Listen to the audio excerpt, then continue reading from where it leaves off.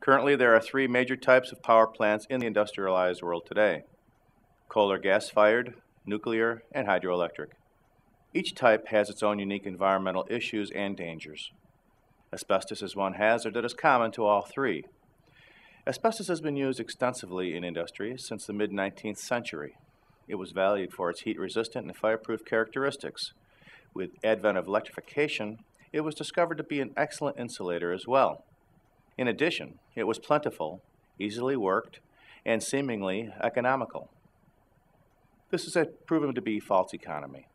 The cost to society, not only in terms of dollars, but in lives destroyed, has been enormous. Asbestos has even claimed its own. Both Henry Johns, founder of Johns Manville, and Edward Alley, founder of the W.R. Grace Corporation of Libby, Montana, died from diseases caused by the very substance upon which they made their fortunes. According to a 2002 Rand Institute study, the cost of asbestos litigation up to that point totaled $54 billion. The worst-case scenario indicated that at the time only 20% of all claimants had come forward. This means that ultimately the financial cost of asbestos use in our society could total as much as $265 billion in the U.S. alone. Because of heat generated and the inherent dangers of electricity, many of the mechanical components that make up a power generation plant were coated with forms of asbestos. This was likely to be asbestos-impregnated cement or a spray-on substance once marketed as monocoat. Where asbestos was used.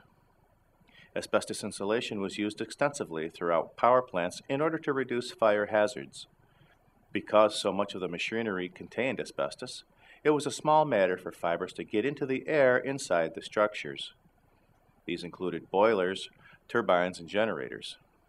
In addition, many of the gaskets used in sealing valves, pumps, and pipe fittings also contained asbestos. In order to fit these gaskets properly, plant maintenance workers were obliged to cut, trim, and file the components. This had the effect of releasing asbestos fibers into the air. A typical power generation plant may literally have miles of such pipes and conduits. Besides gaskets and fire barriers, asbestos was used in flooring as well as in paints and plumbing fixtures.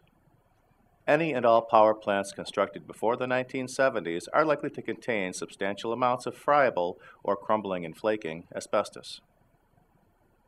What's being done about it? Currently, asbestos abatement and control is underway in many power plants. A patent from 1991 describes a method for containing asbestos on the surfaces of mechanical equipment with a resin and catalyst mixture. According to the patent, glass is applied either with resin or after it's in place.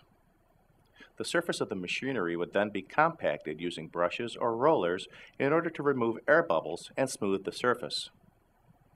If you are employed at a power generation plant, particularly one that is 30 years old or more, it is important to take proper precautions and use an EPA-approved respirator wherever asbestos fibers are suspected. Thank you for watching. This video was produced by Asbestos.Net, a leading resource on all aspects of asbestos and mesothelioma. Our priority is to inform victims about the devastating effects of asbestos exposure, mesothelioma, asbestos cancer, asbestosis, and other asbestos-related diseases, and to advise them with a wealth of information. Individuals whose lives have been touched by mesothelioma have numerous questions and concerns. Their caregivers and family members also need accurate, reliable information. If you or a loved one have been diagnosed with mesothelioma or asbestos cancer and need more information, we invite you to visit and explore the thousands of pages of oncologist-reviewed material on Asbestos.net, to call our convenient toll-free number shown below and speak with a mesothelioma specialist, or to use the simple contact form found at Asbestos.net to request a free copy of our informative books, custom inserts, and DVD. Asbestos.net, information and help for patients and families.